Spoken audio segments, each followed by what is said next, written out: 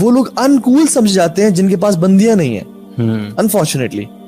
اور جب آپ کے پاس آپ کا گینگ ہے, اس میں 3-4 لڑکے ہیں, یہ کول گینگ ہے, اور ہر بندہ اس گینگ کو ان لڑکوں کی تعریف کرتا ہے, حالانکہ sense should be a taboo. واللہ یار, اللہ کے نبی صلی اللہ علیہ وسلم کے کسی عورت کو ہاتھ لگانا تمہارے لیے ورس ہے, اسے بہتر ہے کہ تم اپنے سر میں ایک پورا آئرن نیل ٹھوک لو.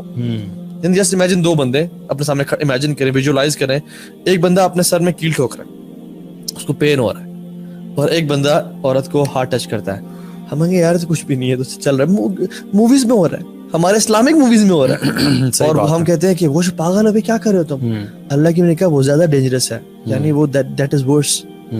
اور ہم لوگ پڑھے ہوئے. اصل میں آج آپ جو ڈفرینشیٹ کر پا رہے ہیں نا کہ بیک ان دا ڈیز آپ کے لیے سب چیزیں نارمل تھیں, دین وین یو چینجڈ تب آپ کو پتہ چلا چیزوں کا. تو یہ جو ہدایت کا نور ہوتا ہے نا, when it enters your heart, تو تب آپ دیکھ پاتے ہو اور فرق کر پاتے ہو کہ کیا چیز صحیح ہے اور کیا چیز غلط ہے.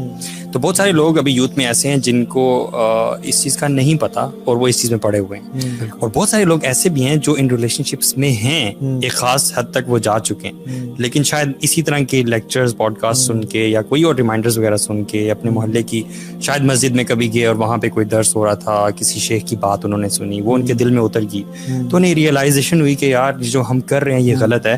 And then they start battling the situation جو اس میں سے گزر رہے ہوتے ہیں. کیونکہ اتنے ہی لوگ آتے ہیں یہ سوال پوچھتے ہیں کہ مطلب وی وانٹ ٹو لیو آل دس, لیکن انفارچونیٹلی وہ اس حد تک اس میں گر چکے ہوتے ہیں. ابن القیم رحمہ اللہ کا یہ وہ قول ہے کہ اس کے نا بیسیکلی 2 اسٹیپس ہیں.